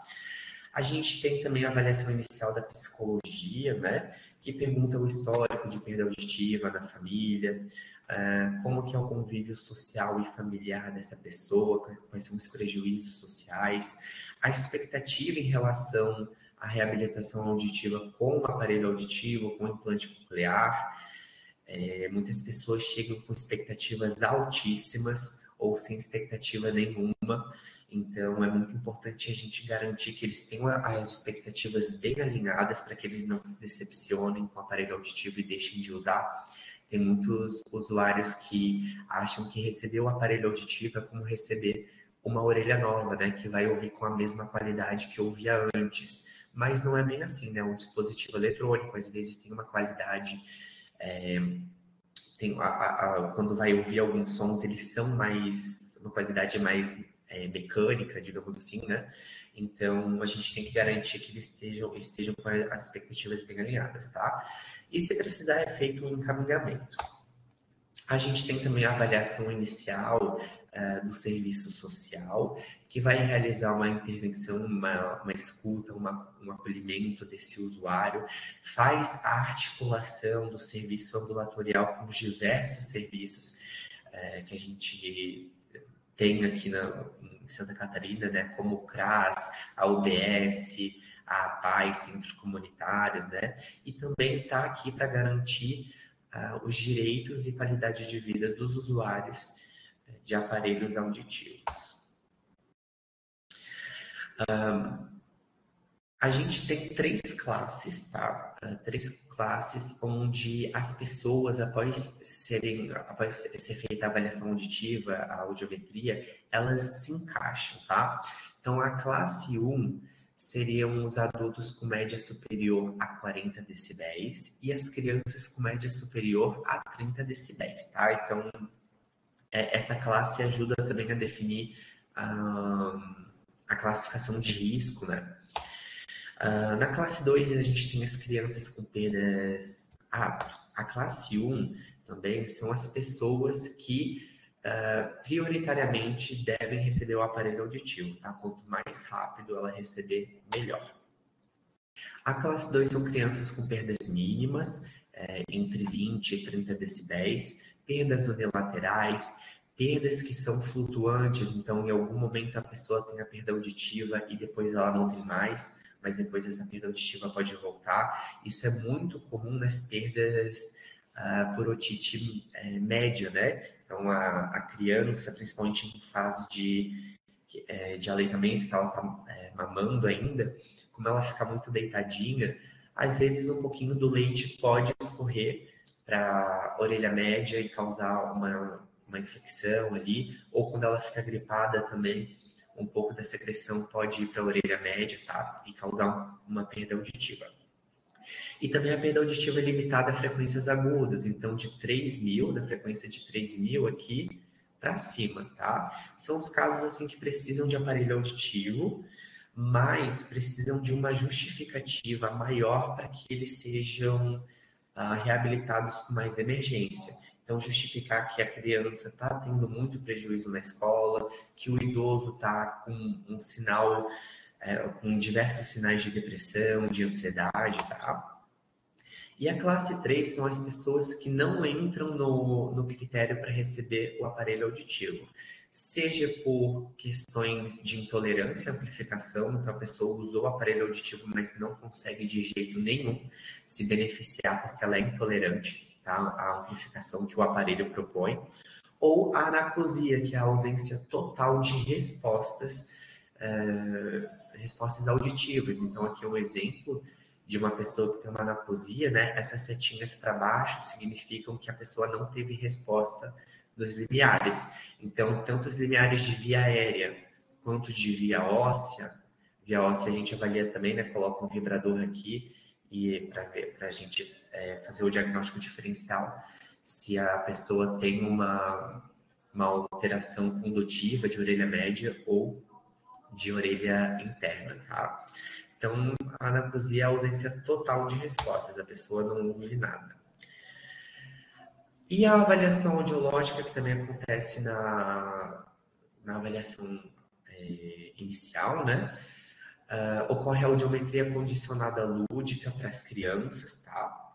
Então, a maneira como a gente faz a avaliação auditiva para as crianças e para adultos é diferente.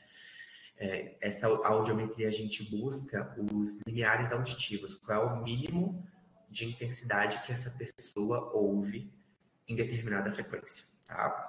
A logoaudiometria, a gente faz um teste de fala, então a gente fala palavras ou sentenças para ver o limiar de detecção de voz mínimo da pessoa, o limiar de reconhecimento de fala e o índice de reconhecimento de fala, para ver o quanto essa pessoa capta de informação falada, tá?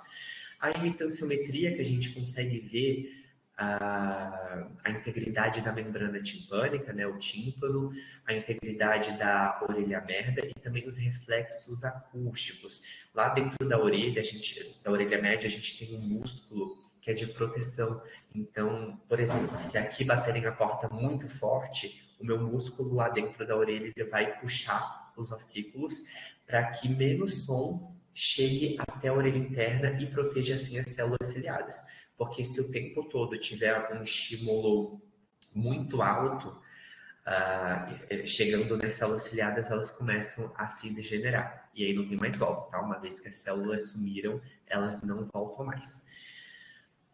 E isso é bem importante também, a gente trabalhar com os usuários, porque muitos acham que tem medicamento para voltar a ouvir, né? E não tem. É o uso de aparelho auditivo, ou implante, ou prótese ancorada no osso, tá? Infelizmente, a gente ainda não tem nenhum medicamento que faça a gente ouvir de maneira normal. E também, se necessário, a gente faz as emissões otoacústicas, que é parecido com a triagem auditiva para verificar o funcionamento das células ciliadas, e o potencial evocado auditivo de tronco cefálico, o PEAT, né? A gente faz ele aqui para realizar o diagnóstico. Às vezes tem crianças que não conseguem responder na audiometria da cabine, né? Que é essa imagem aqui de cima, ó. A audiometria da cabine tem crianças, idosos também, que não conseguem responder por algum motivo. E aí a gente coloca para fazer as emissões e os potenciais evocados, tá? Que a gente consegue obter os limiares auditivos também, principalmente através do PEAT, e aí a gente consegue fazer a indicação do aparelho auditivo adequado para aquele indivíduo. Então, a professora Karina mostrou os diversos tipos de aparelho auditivo, né? Tem aqueles que ficam dentro da orelha, tem aqueles que ficam atrás da orelha, né? E aí a gente precisa fazer o molde auricular. A gente coloca essas duas massinhas, tá? A branca, que é um catalisador, e a massinha verde. A gente mistura elas e coloca numa seringa. E aí a gente coloca dentro da orelha para fazer um molde realmente daquela orelha, tirar as medidas e para que encaixe bem na orelha do usuário de aparelho auditivo. A gente tem que levar em consideração a acústica, a anatomia, para solicitar um molde adequado, né? Então, se a pessoa tem uma perda auditiva só nas frequências agudas e nas graves não, a gente tem que ajustar o molde para que não tenha uma amplificação inadequada, que não fique desagradável. E é claro, o molde também vai trazer um conforto muito grande para essas pessoas. Quanto mais conforto essa pessoa tem, mais ela vai usar o aparelho auditivo, mais o cérebro vai ser estimulado e melhor ela vai compreender tanto a fala das pessoas quanto os sons ambientais, tá? E além do molde, a gente faz a seleção das características eletroacústicas. Então, quanto esse aparelho vai amplificar, a regra prescritiva, né? Então, qual é a potência do aparelho que a gente vai utilizar, se esse usuário é a primeira vez que ele está utilizando o aparelho, se esse usuário já utilizava o aparelho há muito tempo. Então, dependendo de tudo isso, a gente faz a seleção, tá? Após a avaliação inicial, onde o paciente passa pela psicologia, pelo serviço social, pelo médico otorrino e pela fonoaudiologia, ele, 2 meses após, tá, que foi constatada a perda auditiva e que ele entra nos critérios para receber o aparelho auditivo, 2 meses após ele vem aqui na Autovida para buscar o aparelho auditivo. Nesse dia a gente faz 2 exames. O ganho funcional, que é parecido com a audiometria, tá? Só que sai de caixas de som, porque a audiometria a gente faz com fone, né? Então o ganho funcional ele sai de caixas de som, onde a gente consegue simular um pouco da realidade do dia a dia, né? O quanto o aparelho está amplificando aqueles sons que estão saindo por via aérea, tá? E a gente faz o ganho de inserção também, onde a gente coloca uma sondinha dentro da orelha do paciente, junto com o aparelho auditivo, para ver se o aparelho está alcançando a amplificação que a gente quer, tá? A amplificação adequada. Após a adaptação do aparelho auditivo, que é esse dia que o paciente vem buscar o aparelho, ele pode voltar a qualquer momento no serviço de emergência aqui da Autovida, se acontecer alguma coisa com o aparelho que está dificultando o uso. Então, o aparelho está dando microfonia, né? Está apitando demais, ou o molde auricular está machucando, não está bem adaptado, porque acontece mesmo tirando as medidas. Às vezes acontece do molde não estar bem encaixado, e aí machuca e o paciente para de ouvir, para de utilizar o aparelho auditivo. Se o aparelho antes estava com uma amplificação boa e de repente começou a ficar ruim, tá? Então, assim, qualquer coisa que acontecer com o aparelho auditivo, o usuário pode agendar um serviço de emergência. E uma vez ao ano, o usuário liga para cá para agendar o acompanhamento, onde a gente faz a avaliação auditiva de novo para ver se a perda está estável, né? Ou se ela progrediu, se ela teve uma piora na perda auditiva. Se a perda auditiva piorou, a gente tenta reprogramar o aparelho para ver se ele consegue suprir as necessidades do usuário. Se aquele determinado aparelho não consegue amplificar o suficiente, porque ele é fraco para aquela perda auditiva, a gente solicita um aparelho novo que seja adequado para aquela perda. Então, a gente tem diversos aparelhos. A regra é a seguinte: quanto menor o aparelho, menor a perda auditiva. Então, uma pessoa com perda auditiva moderada, moderadamente severa, consegue utilizar aqueles aparelhos que ficam dentro da orelha ou aqueles que são bem pequenininhos atrás da orelha que quase não dá para ver. Se vocês verem alguém com aparelho grandão, que aparece bastante, significa que essa pessoa tem uma perda severa, profunda e então, assim, quanto maior o aparelho, maior a perda auditiva, tá? Então, no acompanhamento, né, a gente faz a avaliação auditiva de novo, se necessário, passa pelo médico otorrino, tá? Mas na maioria das vezes não precisa. E a gente vê a programação do aparelho, vê se está tudo certo, a gente vê se o molde auricular ele está bem ajustado, se ele não está desgastado. Às vezes fica com muita cera, então a gente tem que limpar ou solicitar um molde novo. A gente verifica os tubinhos também, né? Para ver se eles não estão ressecados. Se tiver, a gente faz a troca também, tá? Então, no acompanhamento, a gente costuma dizer que a gente dá um geralzão no aparelho auditivo e muda a vida do paciente de novo, né? Porque às vezes eles chegam com um aparelho auditivo aqui bem desgastado, né? Às vezes eles não conseguem fazer os cuidados em casa. Então, por isso que a gente sempre pede para eles ligarem uma vez ao ano para agendar o acompanhamento. Até há pouco tempo atrás, acho que até 2 meses atrás, o acompanhamento ele já era marcado aqui. Então, se o paciente veio fazer a adaptação do aparelho hoje, a gente já deixava agendado a consulta de acompanhamento para o ano que vem. Mas agora mudou e o paciente tem que ligar no ano que vem para agendar o acompanhamento.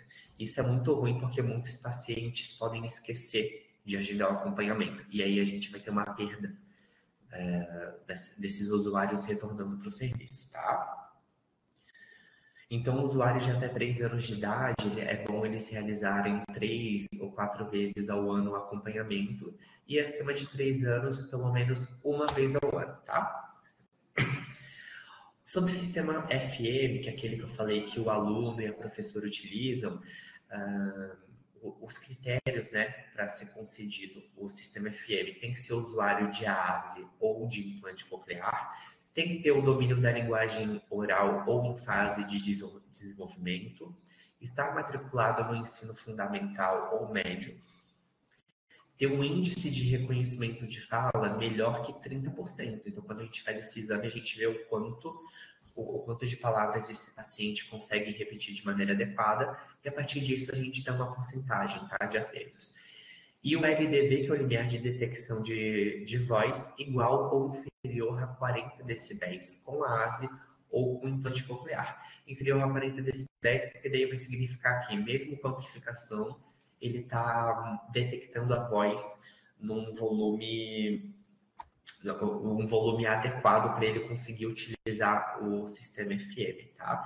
Não adianta colocar o sistema FM naquela pessoa que não consegue ouvir nada.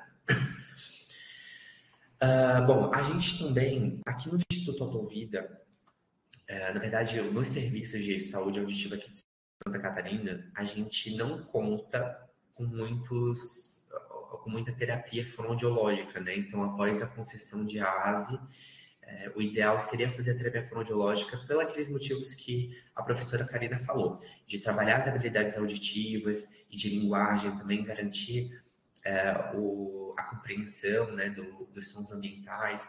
A gente coloca um aparelho auditivo, o paciente acha que tudo é barulho, irritante, né? Mas às vezes é um barulho da chuva ou do ar-condicionado, que geralmente ele iria gostar ou não iria se incomodar, mas com a amplificação do aparelho auditivo ele está estranhando muito, porque o cérebro não está conseguindo fazer diferenciação, tá? A terapia fonoaudiológica, então, é ideal fazer essa terapia, mas isso não acontece sempre, tá? Aqui na Autovida isso não acontece, não é porque a instituição não quer, eu tenho certeza que se todos os serviços pudessem, teriam a terapia fonoaudiológica, mas é por uma questão bem burocrática mesmo, tá? Bom, gente, era isso que eu tinha para falar para vocês de maneira geral, tá? Eu queria destacar principalmente assim como acontece o fluxo de entrada no serviço ambulatorial de saúde auditiva.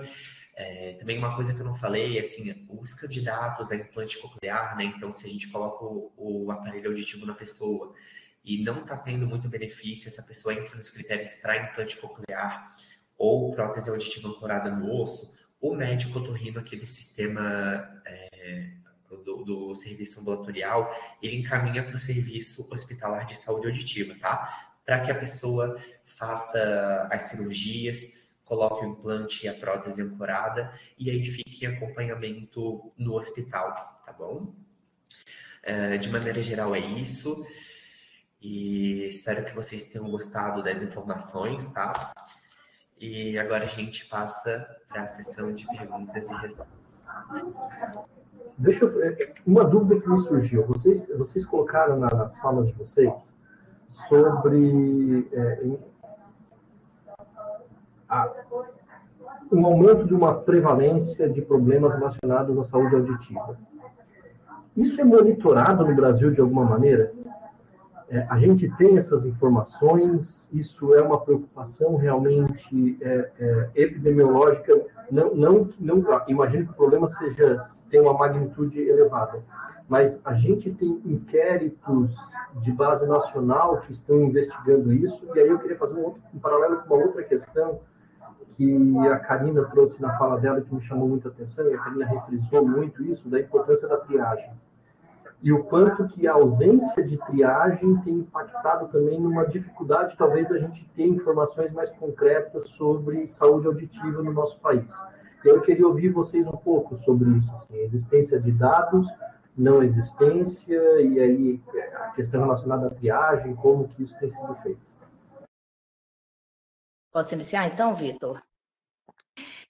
O que acontece, assim, é uma ótima pergunta para a gente compartilhar, porque o que a gente tem de dados hoje no Brasil, né? A gente tem alguns estudos, como, por exemplo, a gente tem na Universidade Federal de Santa Catarina, né, na UFSC, a gente tem o estudo Epifloripa.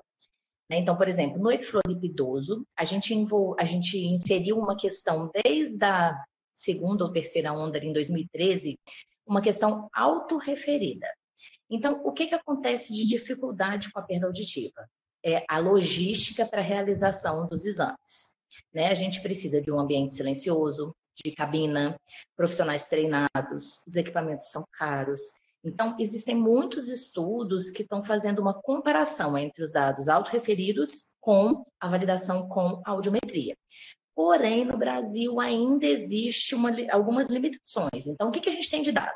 A PNS, né, a Pesquisa Nacional de Saúde, ela tem conseguido levantar dados. A gente tem dados do censo também de autorreferidas. A gente tem os dados dos inquéritos populacionais, como tem inquéritos em São Paulo, tem os estudos populacionais envolvendo crianças, idosos. Porém, a uniformização desses dados ainda é uma grande questão, né, dentro da fonoaudiologia. Então, tem aumentado. A gente tem conseguido garantir que esses dados, no mínimo, autorreferidos, sejam levados em conta para um panorama populacional, né? Mas é uma coisa que a gente tem, nos últimos anos, vivido um aumento, mas a gente teve um prejuízo durante muito tempo. Com relação à triagem, o que acontece é que a gente tem, né? O Vitor mostrou ali alguns caminhos do fluxograma, onde se fala da atenção básica, da atenção primária, só que os profissionais não sabem disso, né?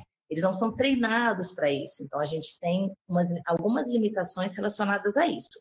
Muitas vezes, a criança tem tantos fatores de risco já envolvidos, que a mãe tem tantas prioridades ou tanta coisa mesmo para resolver, né? Tantas questões, às vezes ela não consegue acompanhar a quantidade de informações e de instruções que são dadas a ela, e ela não consegue sozinha pensar em tudo que ela necessita de acompanhar naquele filho que tem já algumas limitações. Então, o que a gente tem feito são muitas pesquisas, né? A gente usou alguns dados do Hospital Universitário, onde a gente conseguiu levantar os dados das doenças infecciosas, como eu relatei. Então, uma grande associação entre perda auditiva ou falha na triagem auditiva neonatal e presença de sífilis, né? Que a gente vê que em Florianópolis teve nos últimos anos também um aumento. Então, o que tem se tentado fazer é isso. Eu acho que essa capacitação dos profissionais entenderem, né, o passa-falha dessa triagem e a divulgação da importância, assim como o teste do pezinho, né? De se compreender o quanto eu preciso monitorar, né, esses resultados seria essencial, mas a gente realmente tem uma limitação.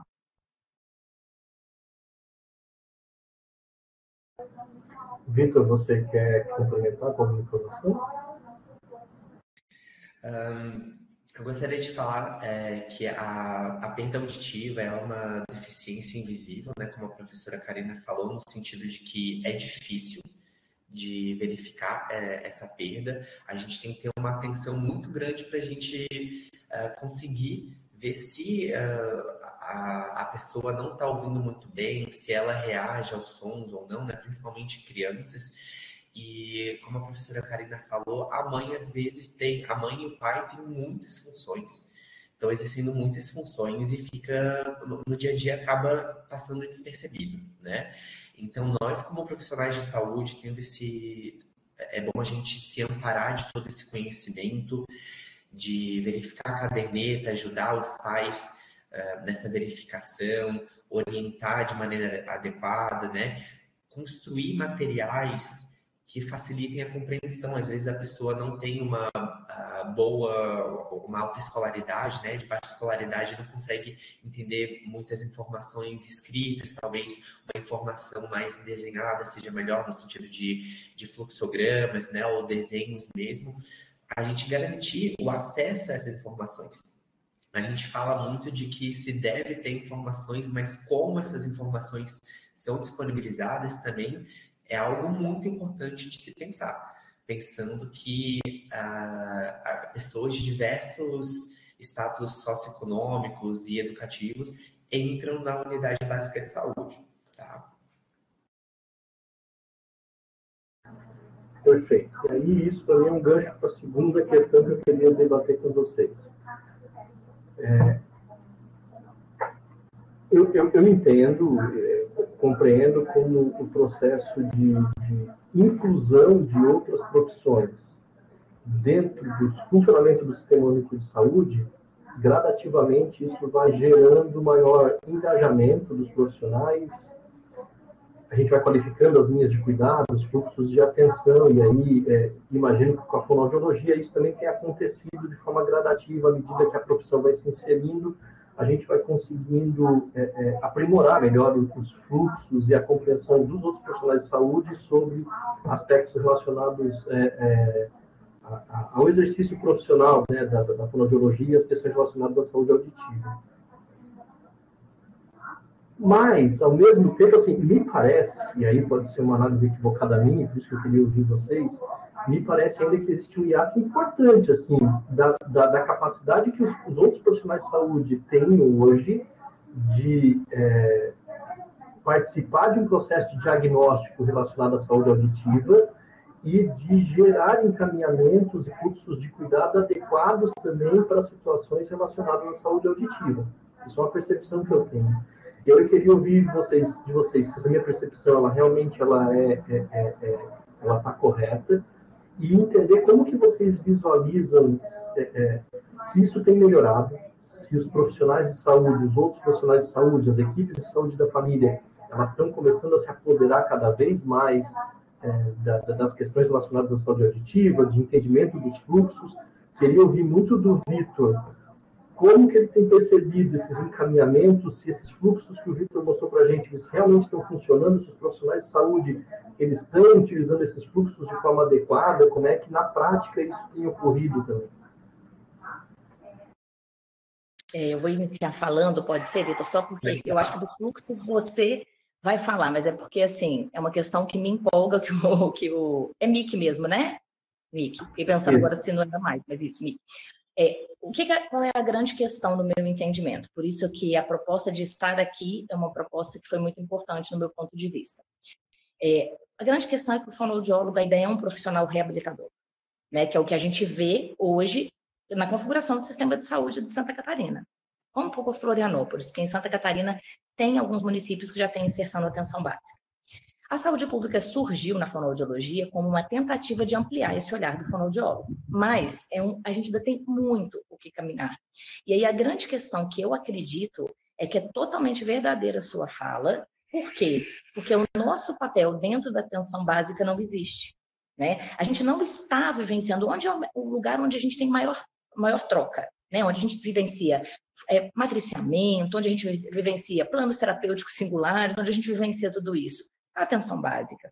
E a gente está onde? Na terapia, esperando na média complexidade fazer a reabilitação.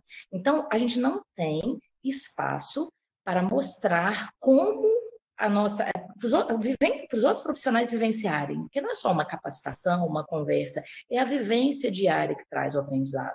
E a gente não tem uma vivência diária, a gente não compõe equipes para fazer um trabalho junto, um trabalho integrado, então a gente fica sempre deslocado, um profissional à parte dentro do sistema, e isso interfere diretamente nas ações mesmo, né? Então, eu acredito que esse distanciamento dos profissionais com relação à triagem auditiva, com relação aos encaminhamentos, a tudo isso, deve-se a isso, ao posicionamento que a gente ainda se encontra, né? Essa é uma das minhas grandes lutas dentro da universidade, para tentar me inserir enquanto professora junto a profissionais na rede. E isso é praticamente impossível, porque a gente tem pouquíssimos profissionais na rede, né? Então, a gente tem tentado construir um trabalho, mas sem efetividade, né? A gente tentou se inserir, tentando mostrar como a fono poderia se incluir, mas realmente isso ficou muito vago, né? Então, eu acho que essa é a grande questão. Não estar na atenção básica e continuar como profissional reabilitador ainda. E aí eu acho que o Vitor pode falar um pouquinho mais da percepção dele no serviço, dos fluxos, né? Bom, a gente tem um fluxo que funciona assim, né? Os profissionais reguladores do fluxo que fazem a regulação, eles estão bem atentos a isso.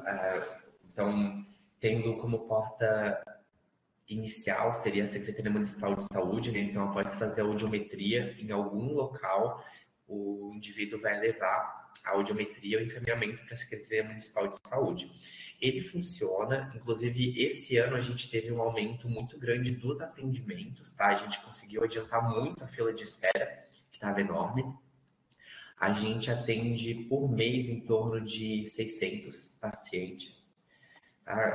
Incluindo então a avaliação inicial, a adaptação de aparelho auditivo.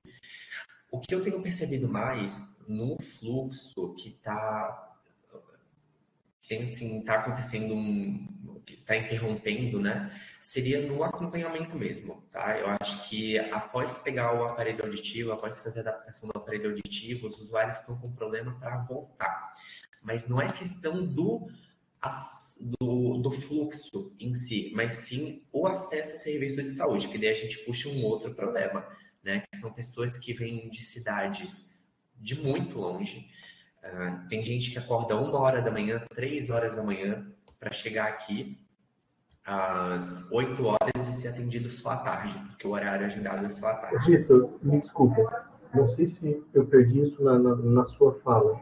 Hoje, o serviço de reabilitação vinculado ao Sistema Único de Saúde em Santa Catarina, ele é centralizado em Florianópolis? Não, de Santa Catarina, assim, ó, eles são 4 serviços. Tem o Autovida, tem o Centrinho em Joinville, tem em Criciúma e também tem... Karina, qual é o outro, lembra? Criciúma... São 4. E tinha outro em Jaraguá. Você está sem áudio, Karina, não sei se você está falando conosco. Desculpa, eu estava muda, né? Estou tentando lembrar também qual é o outro. Eu falei ali no Univale, em Itajaí. Então, isso, assim, ó, esse serviço, e tinha outro em Jaraguá do Sul, só que ele foi desligado, tá? Ele não está mais funcionando. E esses de Jaraguá do Sul, eles estão vindo para cá. Eles funcionam em regiões. É como pensar numa unidade básica de saúde, tá? Tu vai na unidade básica de saúde perto da tua casa. E só nela tu pode ser atendido, tá? Porque atende aquela região que está incluindo ali a tua residência, certo? Então, os serviços de saúde auditiva, eles funcionam dessa maneira também. Eles atendem regiões e só as pessoas que estão dentro dessas regiões delimitadas conseguem acessar o Instituto Autovida.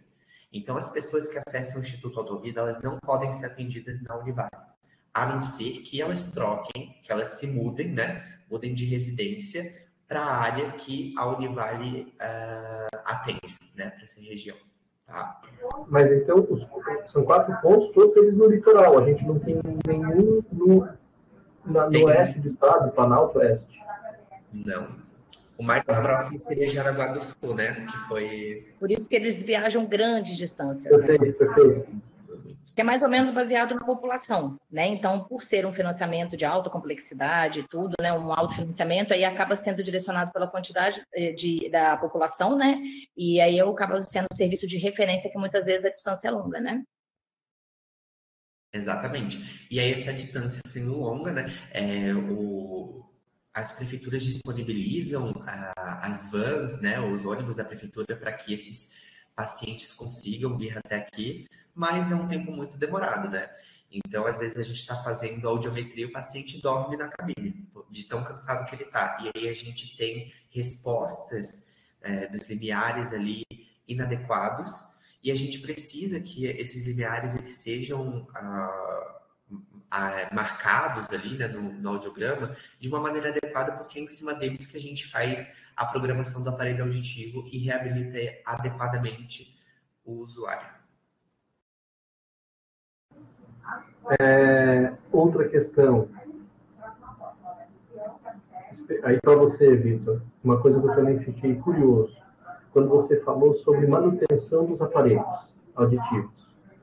A responsabilidade por levar o aparelho auditivo para manutenção, para fazer o orçamento que você falou, é do usuário? É ele que tem que procurar assistência técnica para fazer o orçamento, e aí, de posse do orçamento, entender se ele vai custear ou se o sistema vai custear a manutenção, é isso? Não precisa ser ele exatamente, tá? Pode ser o motorista do ônibus da saúde que pega o aparelho com o usuário, traz aqui na Autovida, faz o orçamento e leva o orçamento para o usuário. Mas aí o usuário tem que dar entrada na Secretaria Municipal de Saúde, tá? Porque tem gente assim que precisa comprar pilha, por exemplo, né? E a pilha aqui na Autovida é mais barato porque a gente tem um convênio com o SUS, enquanto em loja de aparelho auditivo é em torno de uns 30, 35 reais a cartela de pilha, com 6 pilhas, aqui já é 18 reais, então é mais barato. E muitos usuários preferem comprar aqui. Aí eles dão dinheiro para o motorista do ônibus, o motorista vem aqui, faz a compra e leva para a cidade deles. Então, o orçamento ele é sempre feito com vocês, não é uma assistência técnica particular que eu levo para fazer orçamento, era isso que eu não entendi. Isso, tem que ser com a gente, porque a gente tem autorização para fazer esse orçamento, entendeu? Então, nesse orçamento tem que ter o carimbo, tem que ter a data que foi feito o orçamento, quem que fez, tudo direitinho, tá? Então, essa assistência técnica, ela tem que ser credenciada nesses serviços, tem que ser autorizada a fazer esses orçamentos. Certo. E a última questão que eu tinha anotado aqui nas falas de vocês, mas a Karina já tocou nisso na pergunta anterior, é que me parece ainda que a política, eu não sei se uma política de saúde auditiva no país, ela ainda está muito vinculada à reabilitação, enquanto política mesmo, enquanto orientação normativa, né? E aí, a Karina já pincelou algumas questões relacionadas a isso, mas eu até queria ouvir um pouco de vocês, porque a Karina reforçou da importância disso, da importância de se avançar em práticas relacionadas à prevenção e promoção da saúde, vinculadas à questão da saúde auditiva. A Karina levantou aqui uma bola sobre a necessidade de uma maior inserção, de inclusão do fonoaudiólogo dentro das equipes de saúde, dentro, né, da lógica de funcionamento da rede nos municípios.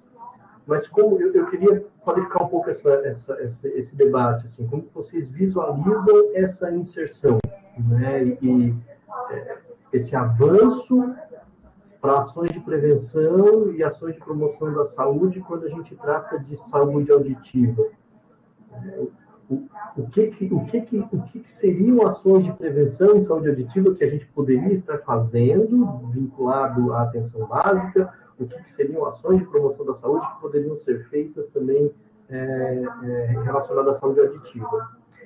E, por fim, e aí junto desta pergunta, o quanto que estas ações de prevenção e promoção, elas poderiam ser executadas por outros profissionais de saúde, ou isso são ações ainda muito dependentes de uma formação específica, e como que vocês também percebem essa atuação dos outros profissionais de saúde no campo da prevenção e da promoção relacionada à saúde auditiva?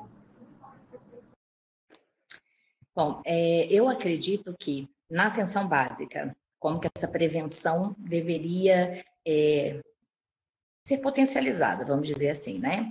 Primeiro, a gente tem uma triagem auditiva neonatal universal que ela acontece, né? Então, nesse perfil da triagem, a gente tem garantido que a realização aconteça, prioritariamente ainda na maternidade, então a gente garantiu que isso seja realizado. Porém, como eu disse, né? A gente tem algumas peculiaridades. Então, ela é realizada a triagem. Porém, a gente não sabe se as pessoas que necessitavam fazer o reteste, tanto pela falha quanto pela presença de um fator de risco, elas são realmente instruídas e conseguem realmente fazer esse monitoramento. Ou isso acontece só na hora da inserção da criança na escola, já com 5, 6 anos de idade, enfim. Então, assim, com um diagnóstico bem tardio.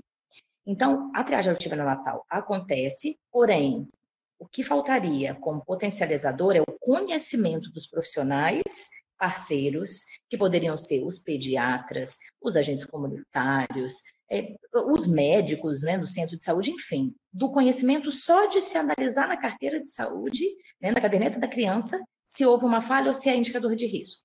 Ponto, a gente potencializaria.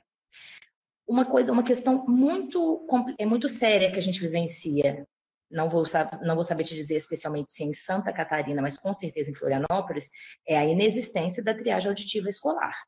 É preconizada pelo Ministério da Saúde e não existe. Tá? Então, por quê?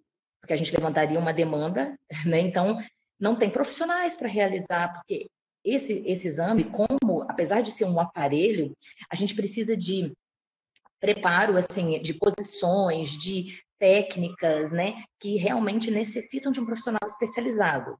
Mas ele é inexistente, a gente não tem a política, a triagem auditiva escolar, o que prejudica bastante. Do ponto de vista da parceria com outros profissionais, o que eu acho que deveria acontecer é isso, é um conhecimento a respeito de que, por mais que o profissional não consiga realizar uma audiometria, a gente tem dentro da caderneta, por exemplo, do idoso, o teste do sussurro, que está lá, ninguém realiza.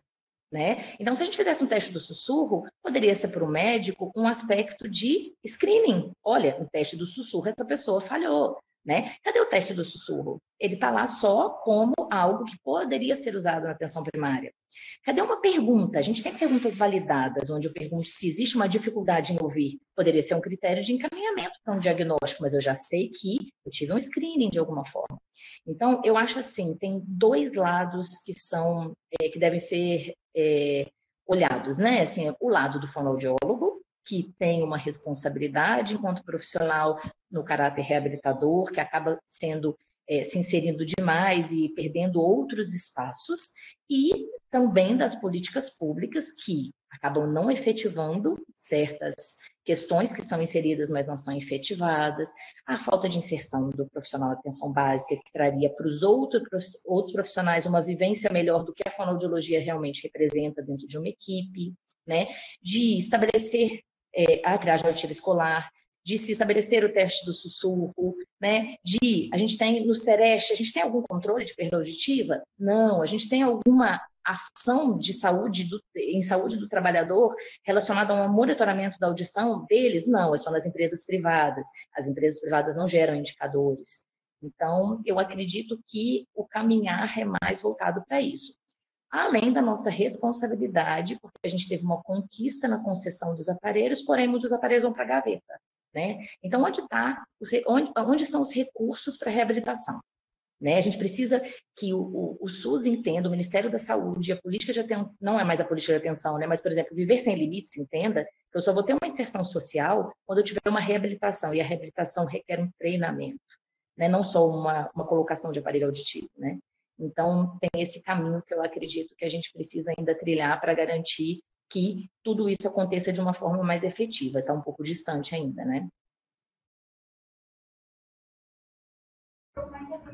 Perfeito, Vitor. Não sei se você quer complementar com mais alguma outra questão relacionada a isso. Não quero complementar. Acho que foi perfeita a fala da professora Karina. Obrigada, Miki. Eu acho que eu quero agradecer muito essa possibilidade, né? Essa oportunidade de estar aqui. A gente fez questão de tentar fazer uma apresentação mais leve e próxima possível, porque eu acho que essa é uma grande questão assim da minha alma em si. Desde que eu cheguei em 2013 em Florianópolis, eu tenho uma luta muito grande e sem nenhum resultado praticamente. Então eu acho que assim só de estar aqui, com a possibilidade de ser ouvida por algumas pessoas da rede, de poder outras pessoas escutarem gravado depois, né, é uma grande possibilidade, porque eu quero muito que essas questões sejam levantadas, quero muito que a gente consiga dar passos, né? E eu acho que a fonoaudiologia tem que avançar, que o Sistema Único de Saúde tem que conseguir avançar incluindo mais. Então, é um caminho que se a gente não começar, a gente não, né, com o primeiro passo que a gente faz a caminhada. Então, nesse primeiro passo. Eu acredito que vocês foram essenciais em abrir para a gente essa oportunidade.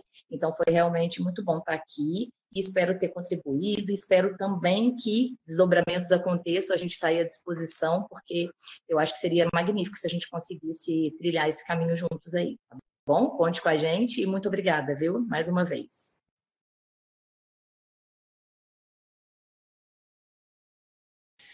Bom, eu queria agradecer também, tá, a oportunidade de estar aqui falando sobre um tema que é muito importante num panorama mundial, né?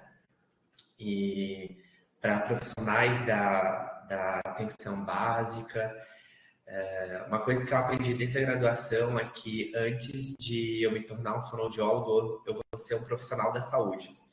Então, para tirar esse olhar, né, específico de fonoaudiólogo e olhar questões mais gerais do indivíduo que eu estou atendendo, que está ali na minha frente, aspectos psicoemocionais, nutricionais, né, motores, para que assim a gente consiga encaminhar de maneira adequada, fazer as orientações que a gente pode fazer para aqueles pacientes, né? Então é sempre bom a gente buscar conhecimento, se atualizar na nossa área, mas também na área das outras especialidades, né? Para a gente conseguir garantir uma boa qualidade de vida para os nossos pacientes.